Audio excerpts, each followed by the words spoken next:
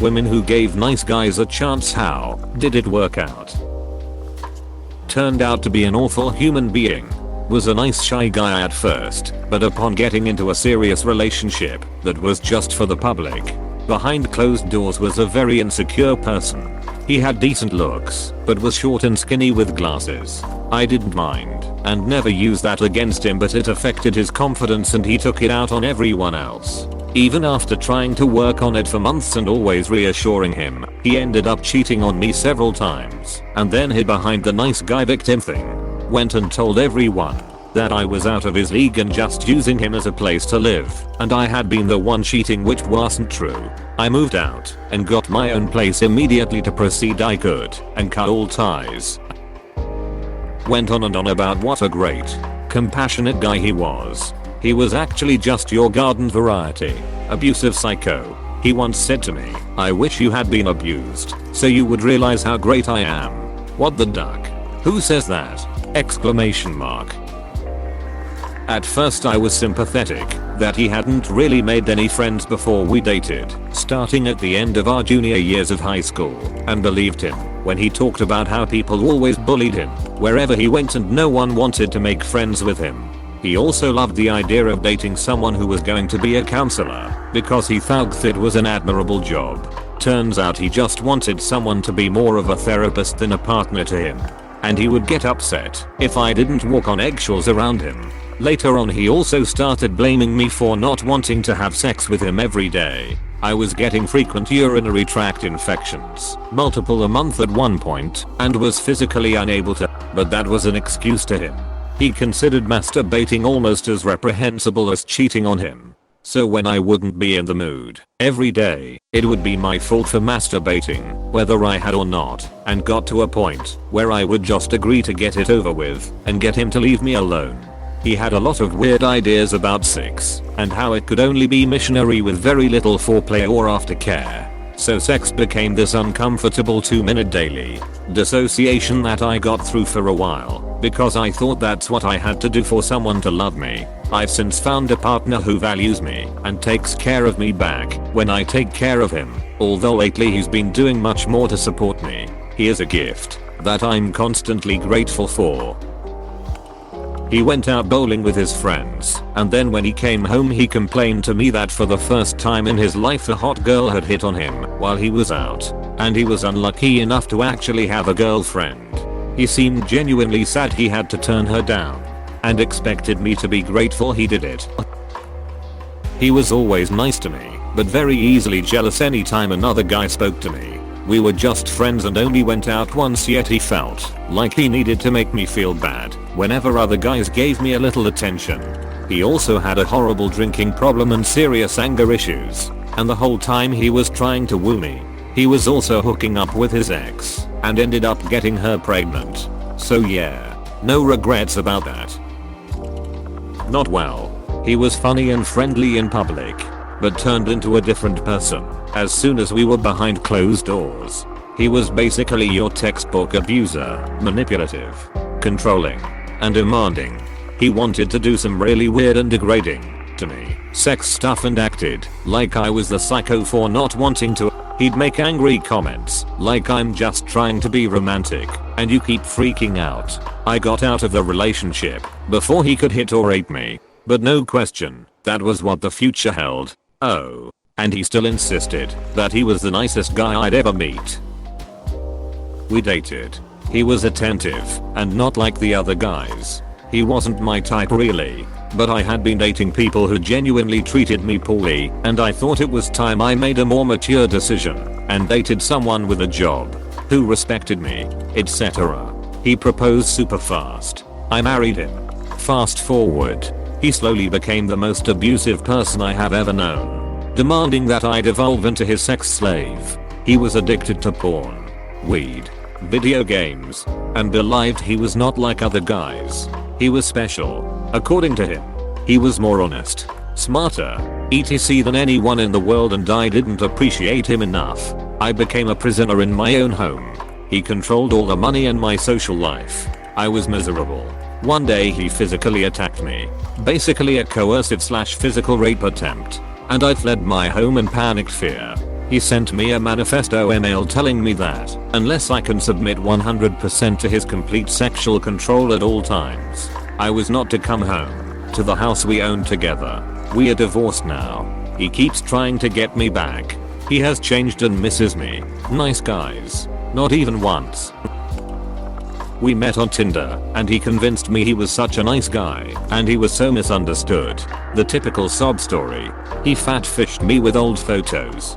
Tried to convince me that I had autism and we would be an amazing autistic couple. I finished the date, politely making conversation, while waiting for my half of the check. At the end, I wouldn't let him walk me to my car. I walked him to the bus stop and waited for the bus to drive off before I left. When I told him later that night that we didn't really have chemistry, he begged for another chance. He told me he was really depressed and had to see me again because I helped him to feel happy. This is 110% emotional blackmail and I fell for it. We met again. I was really uncomfortable the entire time, but he tried to insist that I was the one for him if I would just meet him closer to his place. He kept trying to grab my waist and hands despite me saying no. I was weirded out and eventually said goodnight. He went in for a kiss, but I ducked and walked the long way home. He threatened suicide later that night and showed me his giant scar down his arm from when he had been unsuccessful previously. I freaked out and blocked him. He messaged me on Facebook a week later telling me that he thought we had chemistry and he hadn't friended me yet because he thought it was creepy. So he waited and was messaging me as a final attempt to court me. It was a wild ride. All the guys I have known or dated that felt it necessary to label themselves nice guys turned out to absolutely awful humans. Either they had a bad temper, horrible morals, or just didn't want to take no for answer. One even turned out to be an emotionally abusive alcoholic. The actual nicest guys I've dated or called friends were the ones who didn't feel the need to label themselves nice guy. In fact, the best of them usually warned me and others that they were not all that nice, but always turned out to be the sweetest, most understanding, appreciative, and kind guys I've had the pleasure of knowing. He seemed a bit shy but goofy, smart and genuinely kind when he approached me, so I agreed to go out and we hit it off at first. Deep, meaningful conversation about our personal challenges, him quickly meeting my friends and me being the first person he called after a family emergency. We were both pretty vulnerable, but things were seemingly progressing somewhat well. One day he was on Tinder in bed next to me, and when called on it, he said that dating me had made him realize that he needed more confidence and experience with women, and thus needed to date a lot more different people, but that he only ducked the others at their houses. So I was obviously his number one. I freaked, cried and broke things off. He called me the next day to casually ask me out to the new Hunger Games movie. I got an STD screening the next week. He harassed me at work for another 6 months. Close bracket. He tried to rape me because I belonged to him and only him now. He thought a girlfriend couldn't say no. I ended up putting him in the hospital. I agreed to go to the movies with him that weekend. His behavior immediately got so overbearing I cancelled that same day well before the date even happened. He responded by stalking me for at least 2 years after. People I dated would report being confronted by someone who matched his description, who never gave a name, but would tell them he was my real boyfriend and they needed to stop talking to me or he would hurt them. He also has the distinction of being the only person I've ever heard describe themselves as a nice guy verbatim. He said it very often, including while wheedling me into agreeing to a date. Nice Guys Finish Last by Green Day was literally his favorite song. He didn't wash his foreskin properly. I nearly threw up when trying to perform certain acts. 1/10 would not repeat. At first he was very charming and lovely to be with, but he became extremely controlling very quickly, telling me what to wear, how to do my makeup, claiming all the typical nice guy things, like you're prettier without makeup, etc. This was only 3 weeks in, and when I called it off with him, he begged me to stay and claimed he was just protecting me from the duck boys out there and started spewing shit about how girls never give nice guys a chance. Whatever, man. I'm out to here. He was charming, smart, funny and successful. The personification of southern gentleman with an adorable die-card technology quirk. Lovely southern accent. Managed to accidentally block me for months at a time. Repeatedly. On phones that didn't have a blocking capability. Wouldn't tell me where he lived after almost a year. He didn't even want me to go to his city for a night out. It's the man's job to come to the lady. Apostrophe. I dumped him. Not because I thought he was cheating on me, but aside from the constant "oh I accidentally blocked you," I came to the conclusion he was using me to cheat on a wife or long-term partner and wanted no part of that.